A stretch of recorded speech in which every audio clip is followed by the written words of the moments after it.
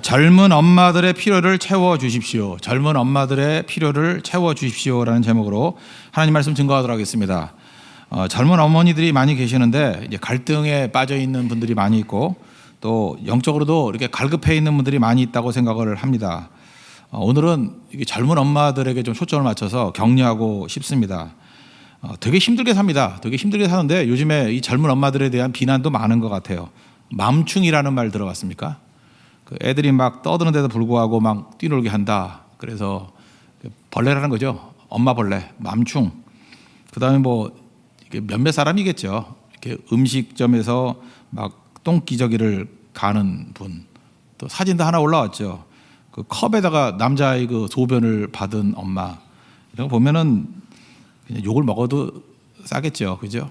그런데 이건 일부에 불과하고 얼마나 그 헌신적이고 희생하는 엄마들이 많이 있습니까? 사실은 엄마들이 이렇게 젊은 엄마들이 비난만 받아야 된다고 생각하지는 않습니다. 격려받고 제일 중요한 것은 성경의 이 가이드라인을 들어야 된다고 생각을 합니다.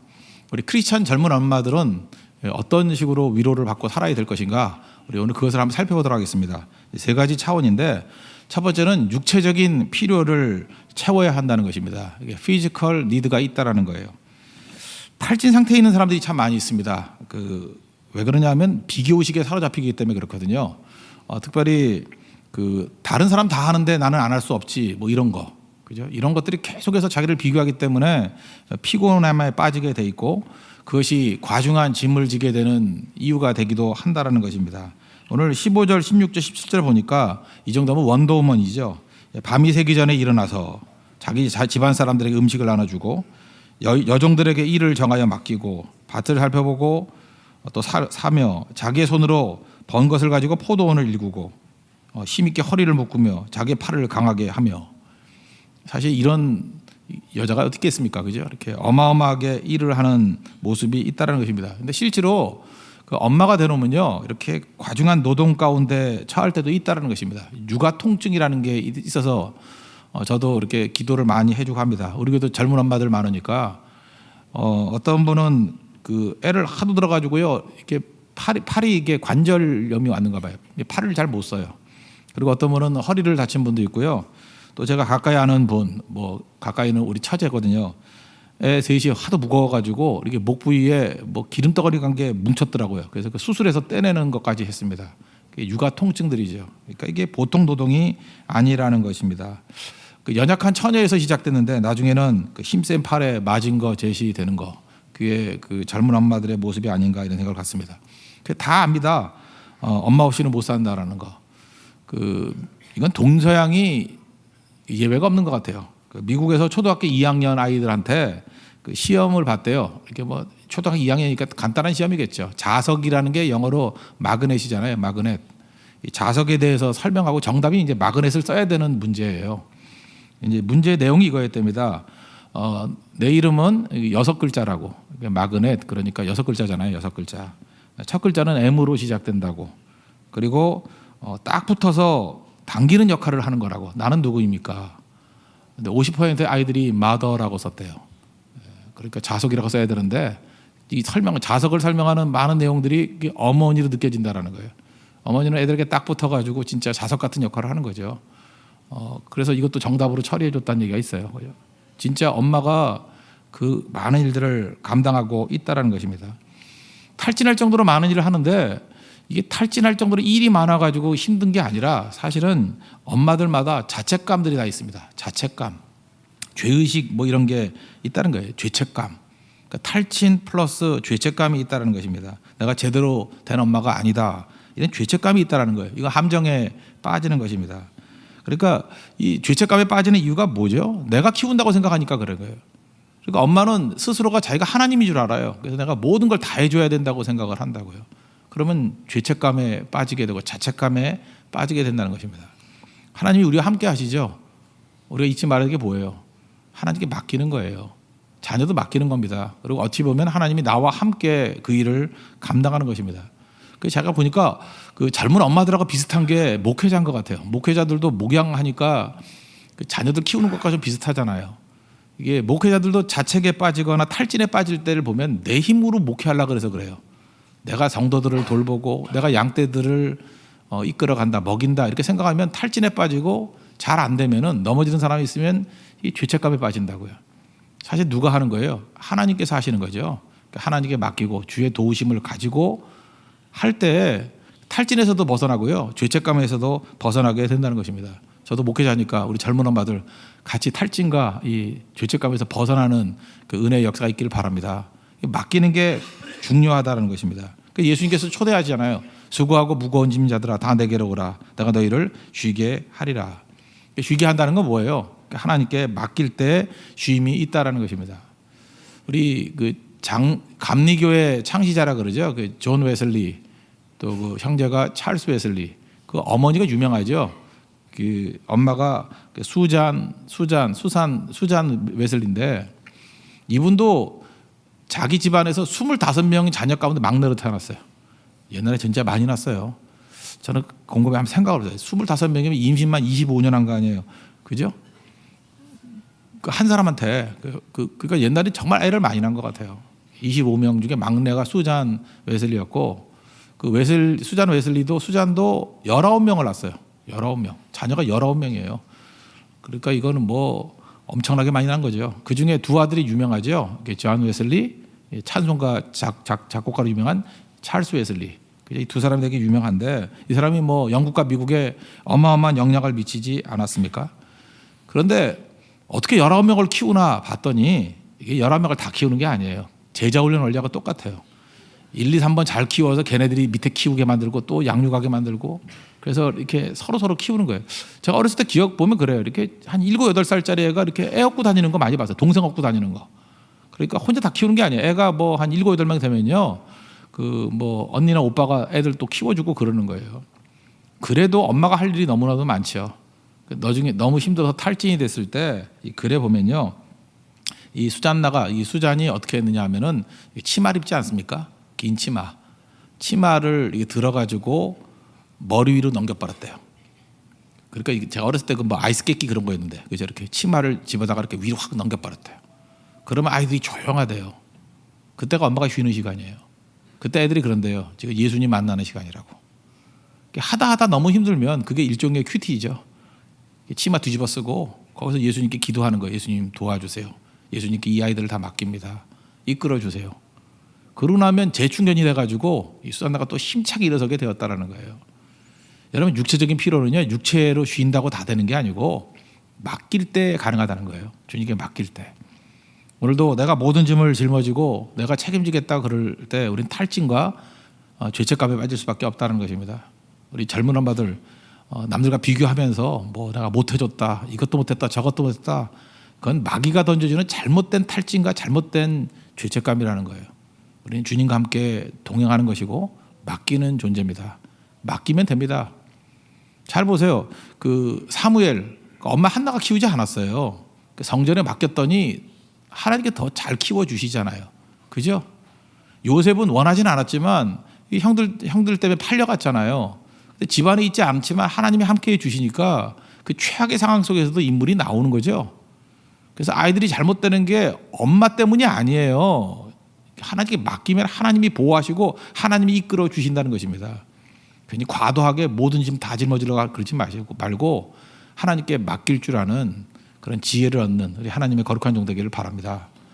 두 번째는 감정적인 필요가 채워져야 된다는 것입니다. 이모셔널 니드가 있다라는 거예요. 감정적으로도 채워져야 되는데, 특별히 그 젊은 엄마들 특징들을 보면요, 자기 자신의 존재 가치를 느끼지 못한다는 거예요. 내가 뭐냐, 난 아무것도 아니다, 뭐 이렇게 느낀다라는 거예요. 그런데 하나님 앞에 내가 귀중한 존재라는 걸 깨닫고 내가 하는 양육이 이게 또 어마어마한 영혼을 살리는 가치 있는 일이다라는 것을 감정적으로 느껴야 된다는 거예요. 그 사명감이라 그럴 수도 있겠죠. 그런 걸 느껴야 우리가 새 힘을 얻고 일어설 수 있다는 것입니다. 이건 목사에게도 있는 것 같아요. 그 오늘도 어떤 분이 뭐 이렇게 조그만 선물과 함께 편지를 보내왔어요. 뭐 내용을 요약하면 이거예요. 예배를 통해서 살아갈 힘을 얻는데요. 그러니까 뭐 고맙다 이런 얘기예요. 그 맨날 듣는 것 같이 보이지만요, 힘이 나요. 그죠? 야, 내가 이게 쓸모없는 존재가 아니고 어떤 한 가정에 이렇게 힘을 주는 존재구나. 이렇게 방황하고 넘어졌을 때 일으킬 수 있었던 어떤 사다리 같은 역할을 했구나. 더 열심히 해야지, 더 충성해야지, 그런 마음이 들겠죠. 이 감정적인 필요를 채우는 부분이라는 것입니다. 엄마들도 마찬가지라는 거예요. 하나님 앞에 이것이 꼭 있어야 된다는 것입니다. 그래서 28절 29절 보십시오. 그의 자식들은 일어나 감사하며 그의 남편은 칭찬하기를 덕행이는 여자가 많으나 그대는 모든 여자보다 뛰어나다 하느니라. 당신 귀하다 그런 얘기죠. You are so precious. 그거죠. 당신 참 귀하다. 이런 얘기 들어야 산다라는 것입니다. 제가 일전에 그 대만 선교 갔을 때 일인데 이 대만은요 생각보다 각 가정 가보면 남자들이 도망친 가정이 많아요. 그렇게 가정 요즘에는 옛날에 좀 많이 갔는데 그 가정 신방 많이 했거든요. 가정 들어가 보면은 아버지가 없어요. 아버지 어디 갔냐 그러면은 뭐 한 몇 년 나갔다가 아직도 안 들어온대. 그 중국 여자들이 좀 세서 그런 건가? 막 남자 때리고 막 그러거든요. 그래서 도망을 친 건지 하여튼 아버지 없는 가정이 꽤 많아요. 꽤 많다고. 근데 어떤 가정에 제가 인상적이었던 게 뭐냐면 갔더니 아버지는 도망친 거고 아이가 셋이에요. 아이가 셋인데 엄마도 도망을 쳤어요.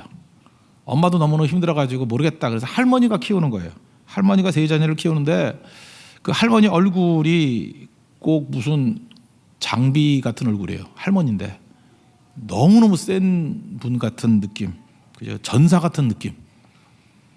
그래서 이제 전도를 해서 이제 예배 나오자 그랬더니 뭐 싫대요. 자기는 뭐 그런 거 필요 없다 그러고 교회도 안 간다 그러고 이렇게 쌀쌀맞게 그랬어요. 그런데 같이 갔던 어떤 그 전도사님이 굉장히 이렇게 좀 따뜻한 마음을 갖고 계신 분이었어요. 그분이 그냥 이렇게 통역을 통해 가지고 이렇게 위로해 줬어요. 할머니한테. 지금까지 애들 키우느라고 참 고생 많으셨죠. 수고 많으셨어요. 할머니만 봐도 내가 위로가 되네요. 힘내세요 할머니. 내가 대만에 와서 가장 아름다운 모습을 봤어요. 그 강한 할머니가요 우르르 무너지는 거예요. 우는 거예요 거기서. 그리고 손자 다 끌고 교회 왔어요. 안 온다 그러던 할머니가. 제가 그때 느꼈던 게 뭐냐면 그 할머니는요 원래 강한 분이 아니었고 너무너무 힘든 상황에서 아들도 도망치고 며느리도 도망치고 애들 셋을 어떻게 할 거예요? 뭐 버릴 거예요? 그러니까 할머니로서는 체력적으로도 한계가 왔는데 그냥 억지로 키운 거예요. 그러니까 강해지지 않으면 견딜 수가 없는 거죠. 강한 게 아니어서 강한 척한 거지. 근데 거기에 위로가 들어가니까 이 감정적인 필요가 채워지니까 이제 무너지면서 예수님 영접도 하고 더 헌신하는 모습을 보이더라는 것입니다. 지금도 이러면 교회에서요 어렵게 그 혼자의 몸으로 자녀들을 키우신 여자분들이 종종 있죠. 그러면은 좀 사회성도 없어 보이고 좀 괴팍해 보이고 막 그래요. 그거를 이해해 줘야 돼요. 한번 뒤집어 놓고 생각해 보세요. 저렇게 하지 않았으면 어떻게 아이들을 키웠을까? 한번 생각을 해보라고요. 그 자녀들도 이해를 못해요. 그 자녀들도 이해를 줘야 돼요. 엄마가 어떤 희생 갖고 뛰었기 때문에 내가 이렇게 컸는지 한번 생각해 보라고요. 그 나긋나긋하고 그 뭐 좋은 가정에서 다 공급받은 그런 상냥한 여인으로 클 수가 없는 거예요. 근데 그분들조차도 정서적인 필요가 꼭 채워져야 된다는 것입니다. 예수님께서 그 마음에 위로해 주시는 은혜가 있기를 원합니다. 바울도요, 꼭 보면은 이 정서적인 위로를 채워줬어요. 빌립보 교회가 좀 여성적인 교회거든요. 그래서 빌립보 교회를 향해서 빌립보 1장 3절 보니까 내가 너희를 생각할 때마다 나의 하나님께 감사하며. 그러니까 니네들이 참 자랑스럽다 그 얘기 아니에요. 니네들이 있는 게 참 감사해. 그러면서 그들이 이 고난 가운데 믿음 유지하는 것들에 대해서 이렇게 격려해주고 위로해줬다고요. 이게 굉장히 중요한 거죠. 우리가 사랑받고 있는 존재예요. 하나님께서 우리에게 사랑받고 이제 사명 감당하기 위해서 내가 너를 믿고 맡긴다라는 것입니다. 10,000명의 여자를 조사해봤대요. 그랬더니 그 엄마들 가운데 거의 90% 넘게 다 낮은 자존감. 참 이상하대요. 낮은 자존감을 가질 이유가 없는 사람들인데 낮은 자존감을 가지고 있대요. 그 마귀에게 속고 있는 거예요. 다 그래요. 근데 그 내가 얼마나 귀중한 존재인지, 내가 해야 될 사명이 얼마나 큰 건지 그거 깨달으면 일어서게 되는 거죠. 이 클린턴 행정부 때 미국 국무장관 가운데 유명했던 분 있죠. 이렇게 브로치 꽂는 걸 통해 가지고 메시지 증거하던 올브라이트 국무장관 기억나십니까? 뭐 이렇게 자기가 좀 유화적인 제스처를 할 때는 비둘기 같은 거 달고 나오고, 뭐 이렇게 투쟁해야 될 때는 매 같은 거 이렇게 달고 나오고, 그래서 유명했던 분이죠. 근데 이분이 그 자기와 같이 살던 남편이 젊은 여자하고 도망을 쳐버린 거예요. 그래가지고 자살을 하려고 그랬대요. 올브라이트이 자살하려고 그래서 막 낙심해 있는데 그 주변에 있는 친구들과 또 믿는 목사님들이 오셔가지고 격려했다는 거예요. 네가 잃어버린 게 뭐가 있냐고. 명문에 나왔고 실력 있고 그래서 이렇게 한 나라를 이끌 수 있는 그런 역량도 있고 결국은 다들 남편 욕하고 있다. 그 나쁜 놈이라고. 그거 뭐 있으나 없으나 네 인생이 큰 거 아니라고. 네 사명 잘 감당하라고. 지금 최근 들어서 미국의 역대 그 국무장관 가운데 키신저 얘기하고요. 또 하나가 올브라이트 얘기해요. 그죠? 그가 얼마나 귀중한 존재인지를 깨닫고 낮은 자존감에서 일어서서 가장 강력하게 쓰임 받는 사람이 되지 않습니까? 우리도 마찬가지라는 거예요. 하나님께서 우리를 귀하게 여기시고 내가 결코 낮은 존재가 아니라는 거예요. 하나님 앞에 귀중하게 쓰임 받는 종이 돼야 된다는 것입니다.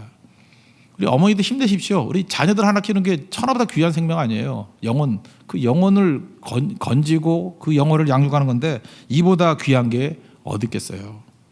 자부심 가져야죠. 어머니는 미래예요, 미래. 우리 학교가 살아야 뭐 나라가 산다 그러는데 아니에요. 어머니가 살면요 미래가 있는 거예요. 어머니가 죽으면 다 죽는 거고. 나라가 혼돈에 빠지는 건 어머니들이 어머니 역할을 못해서 그래요. 제대로 된 어머니가 하나님 앞에서 그 믿음 가지고 자녀를 양육한다 그러면 무조건 미래가 있는 거예요. 소망이 있는 것입니다. 제가 일전에 한 3년 전쯤에 소개했었죠. 그 미랄 선교에서 나온 잡지였는데 그 짧은 잡지, 미랄과 세계라는 잡지예요. 거기서 읽었던 일인데 너무 인상적이라서 다시 한번 소개를 해드릴게요. 어떤 여자분이 처녀 때부터 선교사 지망을 하려고 그랬어요.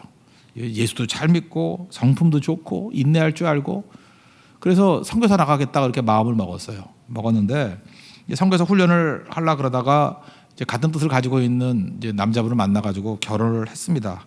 그죠? 결혼 후 선교지에 나가서 헌신하겠다고. 근데 이제 첫 번째 애를 낳았는데 정신 발달 장애가 태어났어요. 이거 뭐 이럴 수가 있나? 아무것도 못하는 거예요. 애 돌보는데 3년 걸렸대요. 3년 동안 정신없게 그냥 애만 돌보고 있었대요. 둘째를 가졌습니다. 둘째는 소아마비래요. 그 아들을 낳았는데 딸이고 아들인데 그분 표현이 그래요. 아득하더래요. 머리가 아득하더래요. 이 표현을 어떻게 감당해요? 내가 하나님 잘 믿고 섬겼는데 그런 생각 했겠죠. 이게 무슨 벌인가? 뭐 별 생각 다 했겠죠. 그래서 또 한 3년 지났대요. 두 아이 양육하느라고. 이게 뭐 스스로 잘 못하는 애들이니까. 셋째를 낳았는데 셋째는 또 딸인데 몸이 자라지 않는 병이래요. 몸이 작아서 자라질 않는데요. 중증 장애래요. 성장 장애. 그래서 뭐 우리 지금 안진백이죠. 걷지도 못하고. 그때 와서 이런 생각이 들더라는 거예요. 하나님 도대체 내가 뭘 잘못했다고 이런 징벌을 내리십니까? 뭐 이렇게 느끼기도 했다라는 거예요. 근데 아이들 사랑하니까 헌신하고 뛰었다라는 거예요.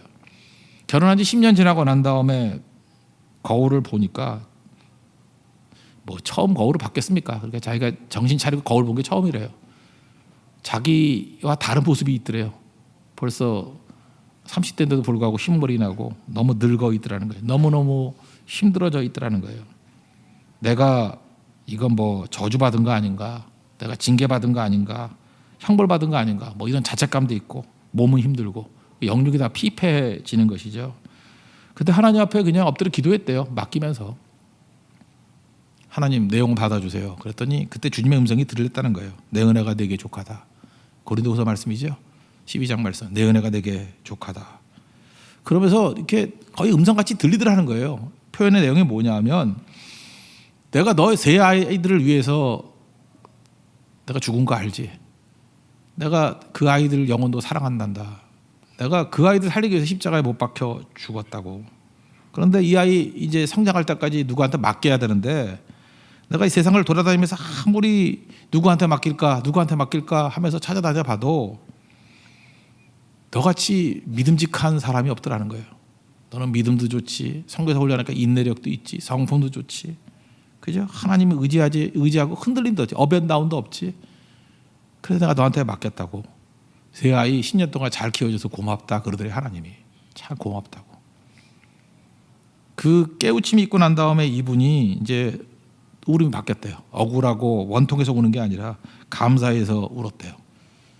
옛날에는 왜 내게 이런 재앙이 있습니까? 그런데 아니었죠. 예수님이 나를 믿으셔서 맡긴 거예요.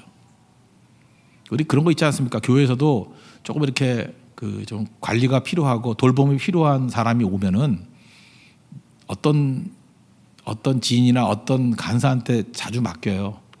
왜 거기 자주 맡기는지 아십니까? 믿음직해서. 그러니까 어떤 진이 잠깐 부흥하는 거는요, 그 부흥이라고 보기면 부흥이지만 너무너무 힘든 사람, 그 사람한테 맡기지 않으면 감당이 안 되니까 그 사람한테 맡기는 거예요. 하나님도 그렇다고요. 우리에게 힘든 사람 잠깐 보내주는 거는 어딜 가도 감당 못 하거든요. 저는 우리 교회 그런 힘든 사람들이 많이 와서 너무 감사해요. 하나님 둘러보시고 우리를 믿으시는가 봐. 그죠? 믿으셔. 잠깐 맡기잖아요. 맡겨도 우린 또 부족함은 있지만 그래도 감당하려고 막 발버둥 치잖아요. 그죠? 그래서 지금 얼마나 많은 사람들이 세워지게 되는데요. 하나님 앞에 그게 귀중하다는 것입니다. 여러분 자녀 양도 마찬가지예요. 하나님 나를 믿으셔서 맡긴 거지 내가 뭐 잘못해서 그런 일들이 벌어지는 게 아니라는 거예요. 쓸데없이 자책감 가지면 안 된다는 것입니다. 하나님 앞에 감정적으로 채워질 수 있는 그런 모습이 있기를 바랍니다. 그래서 헨리 나우엔이 영성이라는 걸 이렇게 정의를 해요. 영성이라는 게 뭐냐? 하기 싫은 일도 하는 거, 그게 영성이래요. 하여튼 너무 좋은 것 같아요. 그죠? 하고 싶으면 하는 게 무슨 영성이에요? 하고 싶으면 하는 것은 어린애도 하죠. 근데 하나님에 대한 믿음이 있고 영성이 있을 때는 내가 하고 싶지 않은 것도 주님이 맡기시면 하는 거예요. 그게 영성이라는 거예요. 주님이 여러분 사랑하시고 여러분들 정말로 믿기 때문에 많은 영혼들을 맡기셨다라는 거, 그 확신을 가지고 우리 감정적인 위로를 받는 우리 믿음의 종 되기를 바랍니다. 그 세 번째로 이 젊은 엄마들이 필요한 게 뭐냐면 영적 필요가 채워져야 된다는 것입니다. 30절 보시면 고운 것도 거짓되고 아름다운 것도 헛되나 오직 여호와를 경외하는 여자는 칭찬을 받을 것이라. 여러분 그 영적으로 부유하다, 뭐 가난하다 이런 표현을 쓰는데 가난이라는 게 뭐죠? 뭐 간단히 정리하면 없는 게 가난 아니에요. 그죠? 뭐 돈 없는 거, 없는 게 가난이죠. 그러니까 돈 없는 거, 물질 없는 걸 가난이라 그러지 않습니까? 그렇다 그러면 진정한 가난은 뭐예요? 우린 영적인 존재니까 진정한 가난은 뭐예요? 예수님이 없는 게 가난한 거죠. 제가 이번 주에도 말씀드렸죠. 이스라엘이 뭐냐? 이스라엘은 하나님의 계획과 하나님의 생각을 통째로 받아들이는 민족이 이스라엘이에요.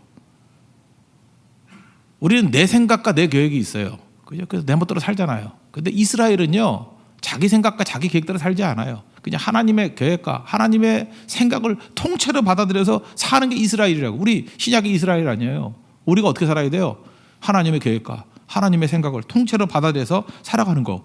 그러니까 예수님으로 가득 차 있으면 우리가 부유한 자들이 된다는 것입니다. 그게 부유함이죠. 그게 부유함이라는 거예요. 그러면 내가 하는 게 아니잖아요. 생각대로 돼요. 그러니까 하나님의 뜻대로 이루어진다고. 하나님은 능치 못하실 일이 없는 분이니까. 여러분 염려로 사는 것과 믿음으로 사는 거의 차이점이 뭔지 알아요? 현상적으로 염려로 살면요 하는 건 되게 많아요. 뭐 분주하게 살아. 뭐 맨날 뭘 해. 근데 아무 일도 안 일어나. 헛된 일이기 때문에. 뭘 분주하게 뛰어. 얼마나 바쁘게 살아요? 뭐 되게 바쁘게 사는데 아무 일도 안 일어나. 반면에 믿음으로 사는 거는요 하는 거 없는 것 같아. 뭐 아무것도 안 하는 것 같아. 근데 막 일이 일어나요. 하나님이 일하시니까. 이게 믿음으로 사는 거예요. 그래서 반드시 우리 젊은 엄마들 이 믿음이 있어야 돼. 이 영적인 필요가 이 스피리추얼 니드가 채워져야 된다는 것입니다. 그래야 일이 일어나요. 막 성장이 일어나고 폭발적으로 변화가 일어나게 된다는 것입니다. 요한복음 14장 1절을 보니까 너희는 마음에 근심하지 말라. 하나님을 믿으니 또 나를 믿으라. 여러분 하나님 믿으십니까? 믿으면 다 맡기게 돼 있죠. 다 맡기게 돼 있는 거라고요. 주님이 하시는 거지 뭐 우리가 하는 거예요. 그렇죠? 하나님이 영적으로 충만하게 채워주셔야죠. 시편 62편 8절을 보니까 백성들아 시시로 그를 의지하고 백성들아 시시로 그를 의지하고 trust in him at all times. 모든 시간에서 trust in him. 주님 의지하래요. 그의 앞에 마음을 토하라. 이게 물 쏟는 거지. pour out your heart to him. 우리 마음을 주님 앞에 다 쏟아 부으래요. 마음을 이렇게 쥐고 있는 게 아니라 주님 앞에 다 쏟아 붓는 거예요. 그러면 하나님께서 우리의 피난처가 되어주시고 도움이 되어주신대요. 이게 엄마들이 할 일이 이거예요. 이거 쭉 하는 거라고. 그 영성이 뭐냐면 하나님의 계획과 하나님의 생각을 받아들이는 거죠. 그게 뭐예요? 요약하면 말씀이죠. 말씀의 핵심이 뭐예요? 예수님이 우리 위해 죽으셨다는 십자가 부활이죠. 십자가 부활을 자기 심령에 심고 자녀들의 심령에 심으면 살아납니다. 그 영국의 그 사우스 웨일즈에 그 어떤 엄마가 전설적인 얘기가 있어요. 추운 겨울에 얼어 죽었어요. 근데 구조대가 와서 보니까 그 옷도 벗겨져 있고 애를 안고 있는데 그 안에 애는 살아 있어요. 엄마가 애 살리려고 품에 안고 체온으로 애 녹이고 옷 벗어서 애 뒤집고, 그래서 엄마는 죽고 얼어 죽고 아이는 살았어요. 이 아이가 장차 커가지고 누가 됐냐? 데이빗 로이드 조이라는 사람이 됐어요. 로이드 조지. 이 사람이 누구냐면 1차 세계대전 때 그 전시 내각이 이끌었던 영국에서 되게 유명한 사람이에요. 그 로이드 조지. 데이빗 로이드 조지. 이 사람 한번 생각해 보세요. 이 사람이 이런 얘기를 해요. 어렸을 때부터 이제 크는데 주변에서 엄마 기억도 잘 없는데 사람들이 맨날 얘기해 주는 거예요. 네가 이 땅에 어떻게 살아남은지 아냐? 니네 엄마가 너 안아 죽어서 얼어 죽지 않게 했고, 옷 벗어도 너 덮어가지고 죽지 않게 했고, 엄마가 너한테 마지막 준 게 성경이고 널 위해서 기도했고, 근데 어떻게 막 살아요? 엄마가 이렇게 철 들고 난 다음에 한 번도 교류를 나누지 않았는데 이 데이빗 로이드 조지가 이렇게 능력 있는 사람이 됐던 이유는 뭐냐 하면은 어머니 유산이에요. 어떻게 그걸 피해요? 그래서 말씀의 사람이 되고 능력 있는 모습으로 서게 됐더라는 것입니다. 그래서 잊지를 못하는 거예요. 기억하는 거예요. 말씀 기억하는 거예요. 말씀. 그래서 인물이 나오는 거죠. 우리 엄마들은 지금 학원 보내기 바쁘지 뭐 기억나는 게 있어요. 어머니의 무릎 밑에 앉아가지고 뭐 들었던 말씀 뭐 그런 게 없어요. 드라마나 같이 봤지. 그 뭐 별로 없어요, 그죠? 태양의 후예 그러면서 눈물 흘리는 엄마를 봤지. 뭐 그렇게 이게 문제가 되는 거예요. 기억이 중요한 기억. 뭐 조크 하나 해드릴게요. 그 어떤 서커스 단장이 있었는데 미국으로 이렇게 순회하면서 돈 버는 방법이 좀 유치했어요. 코끼리 한 마리를 데리고 다니는데 코끼리 이렇게 팔쩍 뛰게 만들면은 1,000불 준다고. 다 10불씩 내라고. 그러니까 한 10,000원 정도 내면은 팔쩍 뛰면 100만 원 준다고. 그 사람들이 재밌으니까 재미를 해보겠죠. 그래서 뭐 간지럼도 타게 하고 뭐 밀기도 하고. 근데 코끼리가 뛰면 코끼리가 아니지. 가만히 있는데 그 네브라스카라는 그 주가 있잖아요. 거기 지역을 지나가고 있는데 어떤 농부가 오더니만 10불을 내더니만 그 지푸라기 쓸 때 쓰는 삼지창 있죠. 그걸로 코끼리 옆구리 찔러버렸대요. 팍 찔렀더니 아프니까 펄쩍 뛰었대요. 그래서 1,000불 받았대요. 그 다음에 이 서커스 단장이 아하 비밀이 누설됐구나. 이게 삼지창으로 찌르면 펄쩍 뛴다는 걸 알기 때문에 이건 안 되겠다. 그래서 이제 또 다른 주를 다니면서 이제 내용을 바꿨대요. 이 코끼리는 고개를 이렇게 좌우로 흔들잖아요. 그죠? 우리 네팔 갔다 많이 봤는데 좌우 흔들거든요. 근데 앞으로 끄떡끄떡 하면은 돈 준다 그랬대요. 앞으로 끄떡끄떡 하면. 그래서 10불 내고 앞으로 끄떡끄떡 하면 1,000불 준다고. 근데 뭐 코끼리가 힘이 세니까 아무리 뭐 내리려고 해도 되나 안 되죠. 그래서 또 10불씩 돈 많이 벌었대요. 이게 돌다가 또 네브라스카에 왔대요. 거기 왜 왔죠? 한 바퀴 다 50개 해주고 다 돌았으니까. 근데 그 농부가 아직도 살아있더래요. 그래서 어이구 저 어떡하나 그랬는데 그 농부가 코끼리한테 가가지고 귓속말 하니까 코끼리가 놀라가지고 고개를 끄덕끄덕 하더라는 거예요. 그래서 나중에 궁금해서 1,000불 주면서 뭐라 그랬냐 그랬더니 Remember me 그랬대요. 나를 기억하지 그랬더니 코끼리가 놀라가지고 끄덕끄덕 하면서 코끼리도 기억하잖아요. 코끼리도 말씀 기억해야 돼. 말씀을 깊이 기억하고 그죠? 이게 말씀 기억. 그래서 신명기 내용이 뭐예요? 기억하라 아니에요? 그리고 영이 다 살아나게 된다는 것입니다. 그게 능력이죠. 우리 능력 가운데 이런 승리의 모습이 있는 하나님의 종 되기를 바랍니다. 여러분 자녀들을 키울 때 내 잔소리를 크는 게 아니에요. 하나님 말씀이 들어가면 우리 하나님 말씀의 내용이 뭐예요? 십자가에 달리신 예수님, 다시 부활하신 예수님, 그 예수님이 내 안에 계신다는 거 아니에요? 우리 그 살아계신 주라는 찬양 있죠. 주 하나님 독생자 예수. 그게 우리 한글 번역하고 영어 원문하고 조금 좀 다른 것 같기도 해요. 그죠? 영어가 이렇게 축약미가 있으니까. 특별히 그 2절을 보면요. 우리는 번역이 이렇게 돼 있죠. 주 안에서 거듭난 생명, 도우시는 주의 사랑, 참 기쁨의 확신 가지고 예수님의 도우심을 믿으며 살리 이렇게 나오는데 그 영어 찬양 보면은 주님이 살아계시기 때문에 I can face tomorrow. 내가 미래와 직면할 수 있대요. 힘이 되죠. 또 주님이 살아계시기 때문에 all fear is gone. 모든 두려움이 다 사라져 버렸대요. 그것도 주님이 살아계시기 때문에 he holds the future. 미래를 붙들고 계신대요. 그죠? 붙들고 계시고 그래서 life is worth living. 사는 게 살만하대요. 기가 막힌 찬양 아니에요? 우리 자녀들에게 부활의 예수님, 살아계신 예수님을 신겨주면요, 이런 자녀로 큰다니까. 본인도 그렇고 이렇게 크는 거 이렇게. 그죠? 살아계신 주님이 계시기 때문에 내가 미래가 두렵지 않아요. 그죠? I can face tomorrow. 미래를 부들부들 떨면서 어떻게 헬조선 이러고 맞는 게 아니고 미래에 대해서 기쁨으로 대면한데 직면할 수 있대요. I can face tomorrow. 그리고 모든 두려움들이 다 사라져버리고 all fear is gone. 그리고 주님이 미래를 붙들고 계시기 때문에 life is worth living. 이게 살만한 가치가 살맛 난대요. 살맛. 이걸 신겨준 게 믿음입니다. 여러분 이게 유산입니다. 이 유산 물려줄 수 있는 하나님의 거룩한 종 되기를 축원합니다. 네, 모두 자리에서 일어나겠습니다. 살아계신 주 한번 찬양합시다. 살아계신 주. 우리 박수치며 찬양합시다. 살아계신 주. 1절 2절만 부르겠습니다.